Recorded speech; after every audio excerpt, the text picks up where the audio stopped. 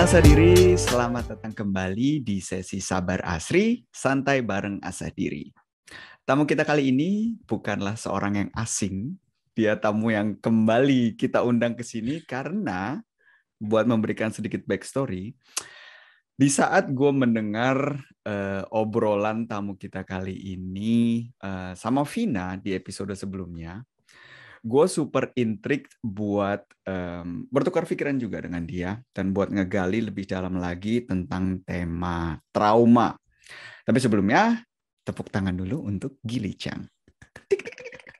Hai Gil. Mudah-mudahan nggak bosan ya teman-teman di sini ya. Nggak mungkin bosan. Yes. Iya Gil, jadi again backstory-nya pada saat gue ngedenger obrolan lu sama Vina, itu gue bener-bener banyak pertanyaan yang muncul ke permukaan, banyak pikiran yang muncul ke permukaan, yang gue super intrigued buat exchange ini sama lo nih.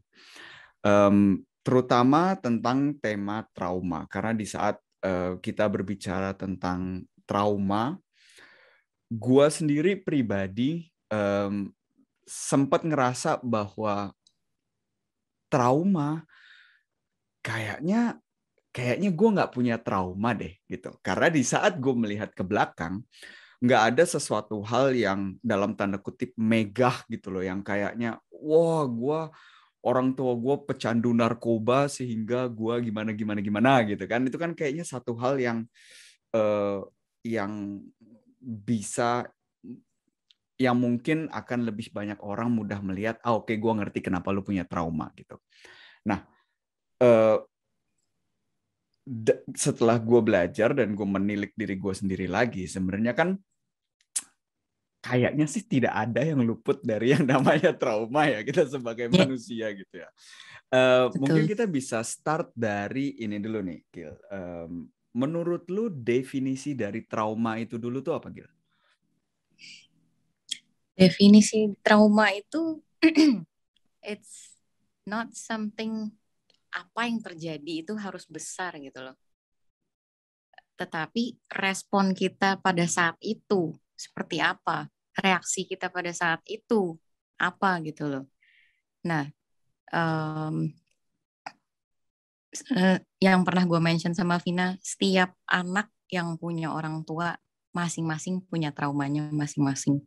Nah, mungkin lu bisa ngomong, kan kebanyakan orang suka ngomong gini, gitu aja masa trauma sih. Nah itu loh, kata-kata gitu ajanya itu loh. Karena skala trauma di setiap diri orang tuh berbeda-beda gitu. Mungkin buat some people ini tuh hal yang kecil, tapi buat orang yang lain ini tuh sesuatu yang besar sekali. Jadi nggak bisa dinilai bahwa hal itu tuh wajar terjadi. Jadi lebih ke definisinya bagaimana waktu itu kita merespon terhadap event tersebut gitu loh. Bukan event apa yang terjadi, tapi respon kita itu loh terhadap event yang terjadi itu apa. Gitu. Kira-kira segitu sih, Bay. Dan setiap anak dia tidak gimana ya? Tidak luput. Ya, dia tidak luput dan dia juga kemungkinan besar berhubung semua ini terjadi di masa kanak-kanak, responnya terjadi secara otomatis. Jadi dia nggak mikir dulu, gue pengen ngerespon nih kayak gini, gue pengen ngerespon ini kayak gini, dan dia sendiri tidak sadar bahwa sebenarnya apa yang dia dapatkan dan responnya itu adalah sebuah trauma, ya kan? Sehingga itu adalah hal yang kita bawa, pengertian itu kita bawa sampai jadi dewasa. Sekarang balik lagi dulu ke si eventnya dulu nih. Nah, eventnya ini, trigger point-nya itu apakah selalu orang tua? Tanda tanya. Nggak selalu dari orang tua, bisa juga dari siblings, bisa juga dari lingkungan sekitar. Primary caregiver kan nggak selalu orang tua ya.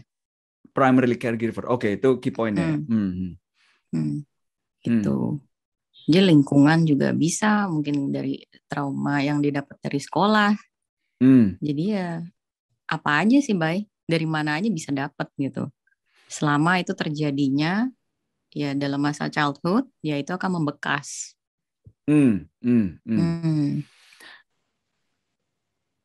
Lu bilang membekas berarti tadi kita balik lagi ke satu hal yang udah kita percayai, gimana kita merespon event tersebut itu yang akan menjadi trauma gitu ya, dan itu yang akan menjadi pengertian kita di saat kita menjadi dewasa.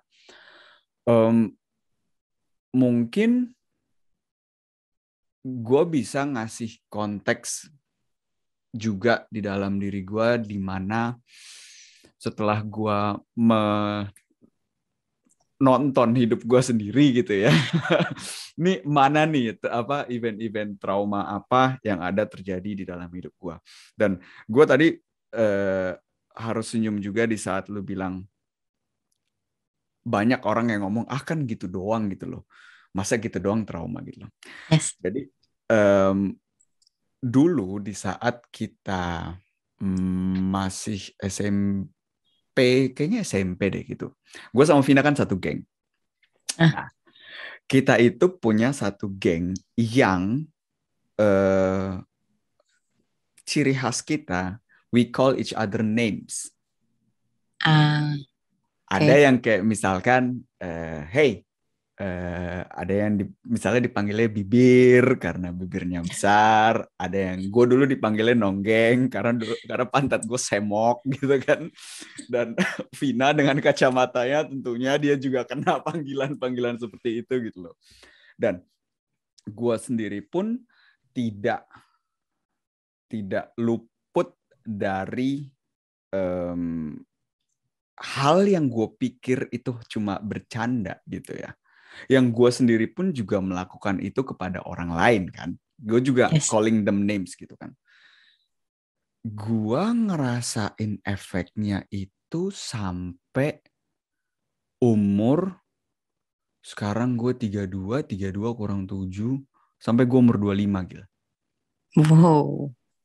Dimana yang gue rasain adalah di lingkungan yang gue kenal, they call me names like that.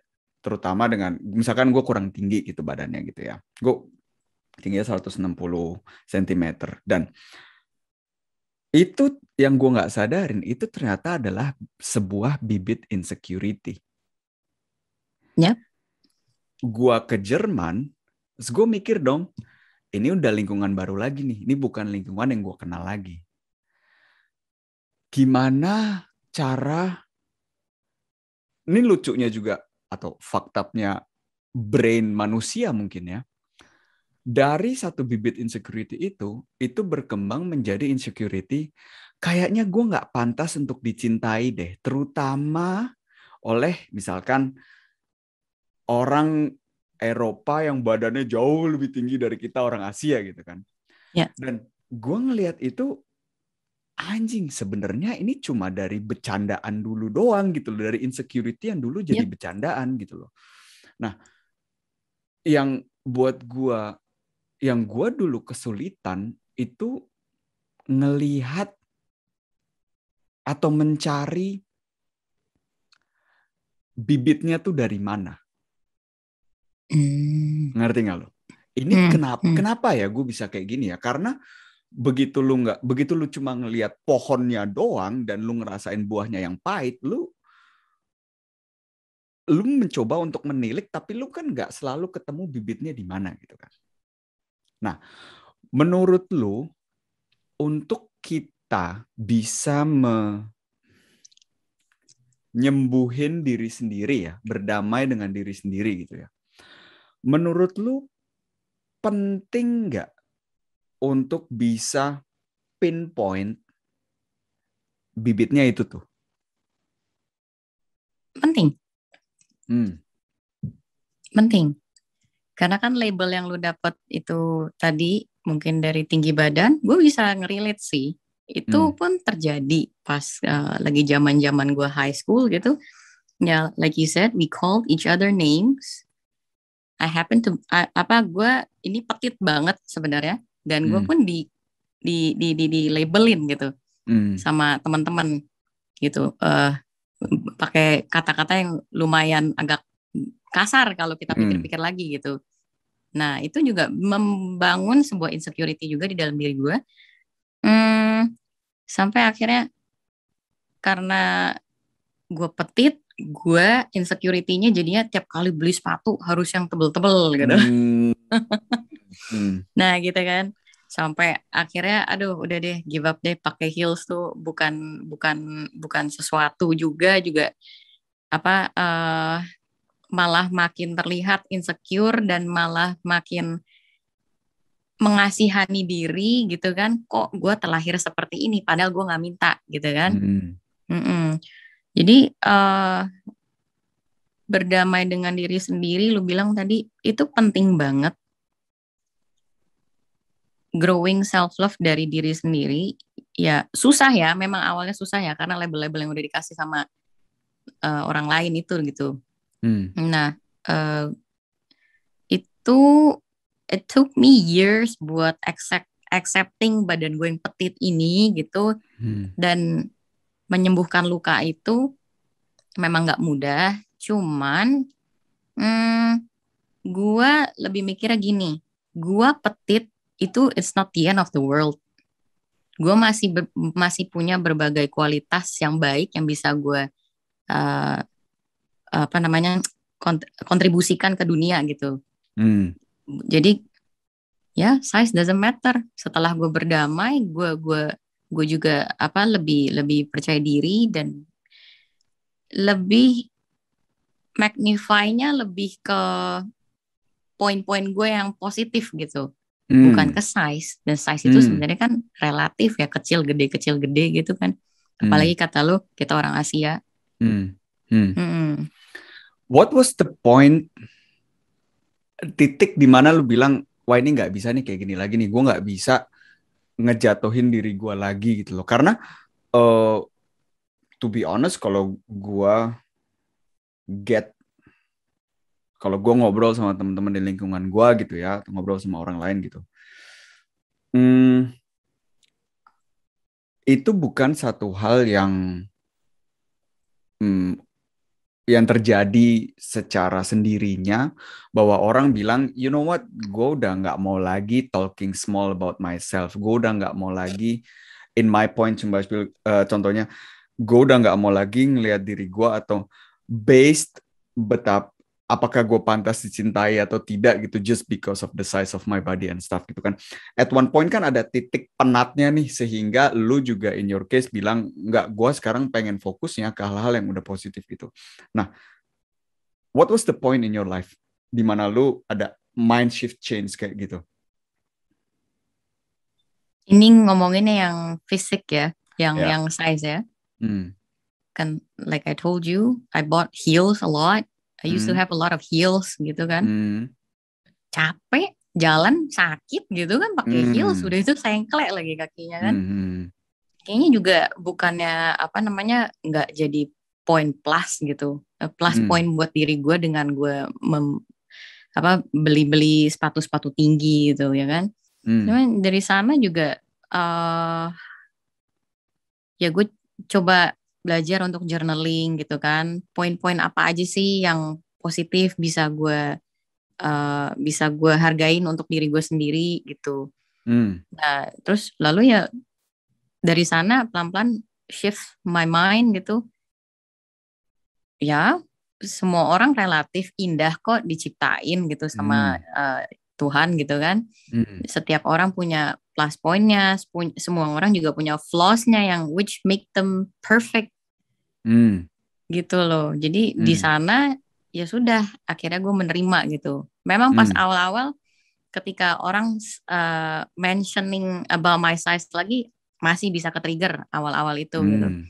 Tapi setelah gue menjalani proses healing, menerima diri gue, lebih mencintai diri gue, ya udah, apa kata lu pade dah gitu loh, ngerti gak sih?